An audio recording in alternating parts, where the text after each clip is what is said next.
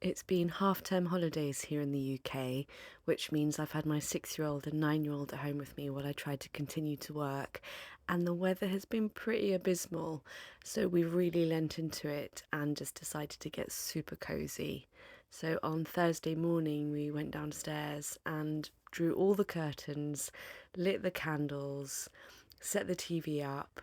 The boys made themselves a tray of snacks to have so that they just had food and nice things, whilst I set myself up at the kitchen table and indulged in drawing and painting, which I haven't done in so long.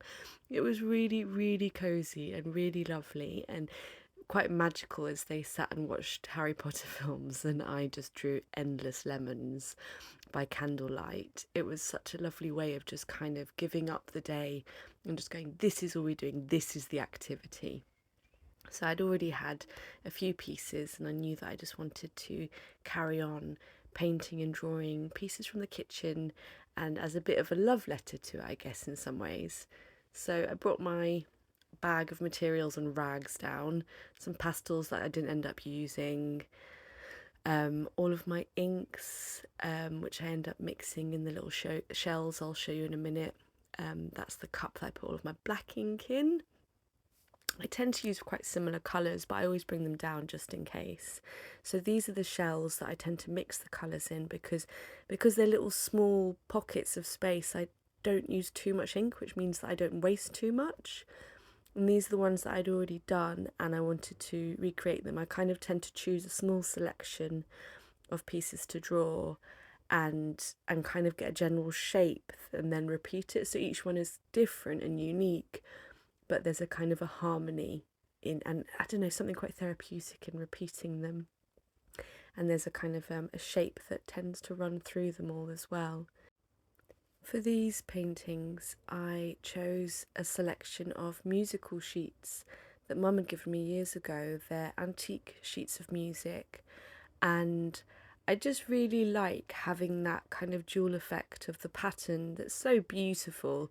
I can't read music, but I love just looking at the shapes on the sheet and then sometimes kind of almost working with the shapes that are already on the sheet when it comes to, for example, drawing lemon leaves or what have you on it. And I love the old colour of the paper and the texture of the paper and how it's slightly brittle and frayed, and the history, I suppose. So I very rarely buy new materials. I seem to always manage to scavenge stuff in some ways.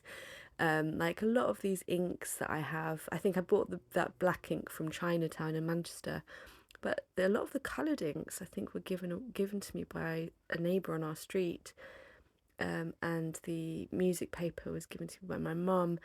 I somehow just kind of accumulate pieces and then figure out what I'll do with those materials that I have. And because I have quite a clear eye of what it is that I'm interested in, there is some cohesion within that of what it is that I'm choosing to have in my basket of materials, if you were to call it that.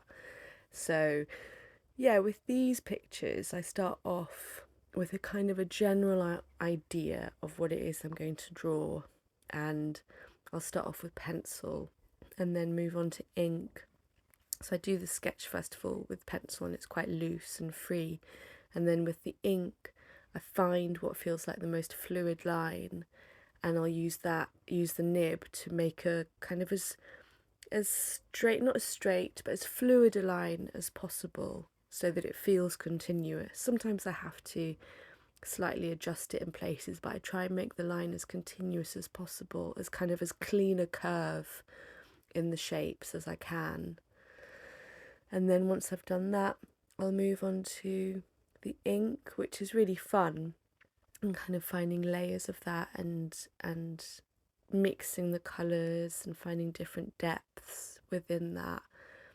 And I really enjoy it. I really love it. It's something that brings me quite a lot of peace. I mean, I do come out of it with a really deep, um, what do you call it, like dent between my eyebrows, and I can barely focus, but it's also incredibly soothing. it's just always something that I've done. And I didn't go to art school, I went to drama school instead. And for a long time, I felt quite insecure, but about the fact that I hadn't formally trained as an artist. But I've drawn all my life. It's one of the things that I just always remember doing. My mum's an artist. My just most of my family were. My aunt's an artist. My grandmother was an art teacher. My uncle used to make art. My grandfather on the other side was an artist. My dad's a carpenter. There's a strong kind of aesthetic eye and manual skill in my family, and I just have always loved it. And I really feel like I'd like to spend more time exploring the way that I create, but this has kind of come quite naturally, drawing food and drawing things from kitchens over the past 10 years, I think. I think before that I probably drew a lot more people and a lot more faces. But since a lot of our life, I guess since becoming a parent, and a lot of our life has revolved a lot more and more and more around the kitchen and the kitchen table, then that's been my subject, and that's what I've drawn over and over again. And there is something so satisfying in drawing the curve of a lemon and the curve of a leaf and the curve of a wine glass. It's sumptuous and lovely, and I really enjoy doing quite simple shapes. I'm so in awe of people who really do incredibly detailed work, but I think I often get a bit lost if I do too much detail.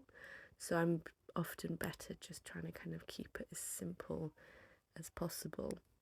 And I really enjoy working with inks because of the beautiful transparencies in it, and the colours. There's like this beautiful like watery depths of colours that you can build on, and you really don't need that much at all to make an impact. It can be really, really deep very, very easily.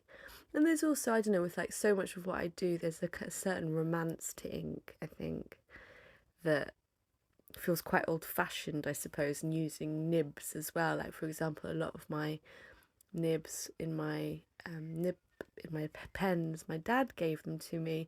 He just found loads and put them in an envelope with a letter, and I still have that letter, and I have it inside a little drawer, and I like bringing that out whenever I get my pens out. It's the whole ritual of it, the whole process of it is as much as the final result.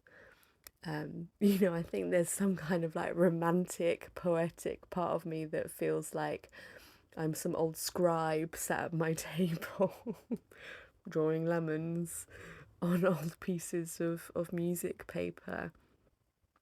I think that's how I do a lot of things, really. Is the process enjoyable? Can I kind of escape for a little bit whilst I'm doing it? Is it sensory on every level? Do I enjoy every single, every part of it in the sensory sense? And doing things like this, I really do, because I really enjoy the touch of the paper, and I really enjoy the inks and pouring the inks into the cup and mixing the paints in the shells. And then this really just the satisfaction of dragging the nib across the paper in a continuous line and seeing that curve come to life. It's delightful. It's really, really lovely and really enjoyable. And there's this special magic when you know that you've got it right with the piece. I think there's like two different things. Sometimes you can do something and it goes exactly as planned, and like just the composition, the colours, everything is just perfect and spot on. And then there's other times when you have awful accidents that end up adding to it. So at the time, when it first happens, you just in dismay, thinking that you've ruined a piece, but it can actually end up adding character or texture, just something a bit more interesting to it.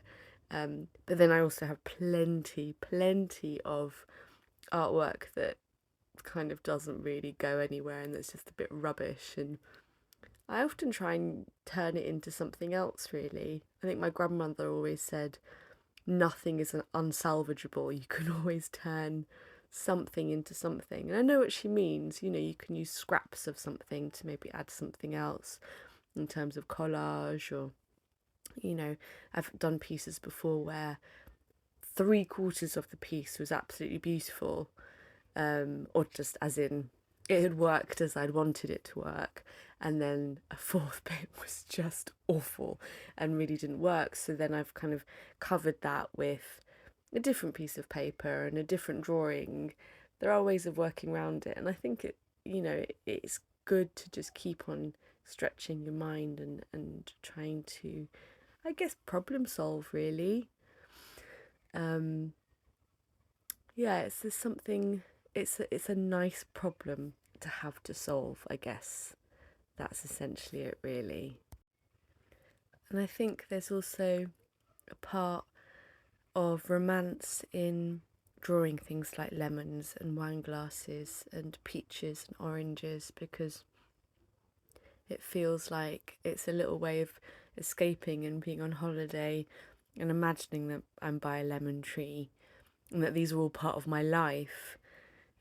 Sometimes they are on the kitchen table, but the kind of the chaos and family life that surrounds it doesn't necessarily lend itself to indulging them as a luxury. They're just kind of part of life. Whereas I always imagine that these lemons are on a veranda somewhere in the south of France, and the glass of wine is on a white tablecloth, and maybe some has spilled out onto there, and the oranges have been brought in that day to be eaten for dessert.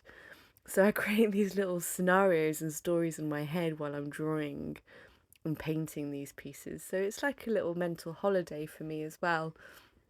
And I just I can smell the air, I can feel the breeze, I can smell the lemons and see the curve of the leaves on them. All of it's just a little bit of make-believe, really.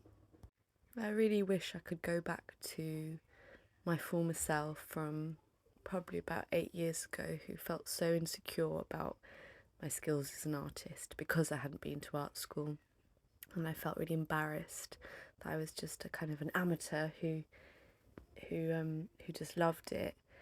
But the more I've spoken to people, to other artists, and spoken quite a bit to my mum about it, and she's been to art school, and she said that she's reminded me how much value there can be in not having officially trained in an area, because sometimes you can have some of your natural skills or habits trained out of you to conform, and when you don't train, then you just have the freedom to play. You really, really play, because you don't have to meet any kind of criteria other than what it is that you're interested in, or what it is that you want it to look like, or what it is that you want to express. And I think I've really had that luxury. I've just completely indulged in the things that I find interesting, the things that I enjoy, without having to answer to anybody. It's just been a lot of experimenting and a lot of play and a lot of repetition and a lot of consistency.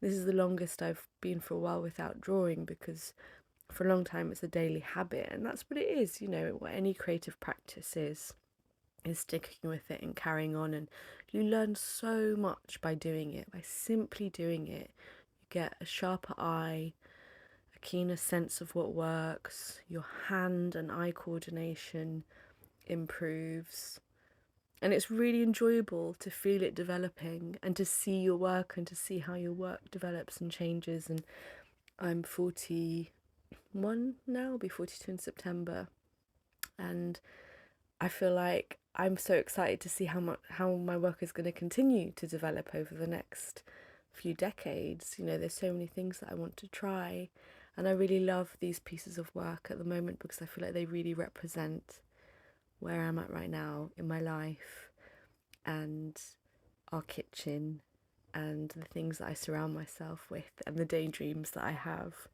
So here they are, a little selection of my daydreams from our kitchen. It's been so lovely reflecting on this and just kind of thinking about it after having spent a couple of days drawing and painting. These pieces will all be up for sale tomorrow, Sunday, 1st of June at 11 a.m. on my stories in Instagram. If there are any that you have your eye on, please let me know. If you don't follow me on Instagram, just drop a comment here and see if there's any available. There's only 15. There's, I think, several of each one. So a few lemons, tomatoes, and oranges. And of course, for good measure, here is Nutmeg turning her back on me. Anyway, thank you so much for listening.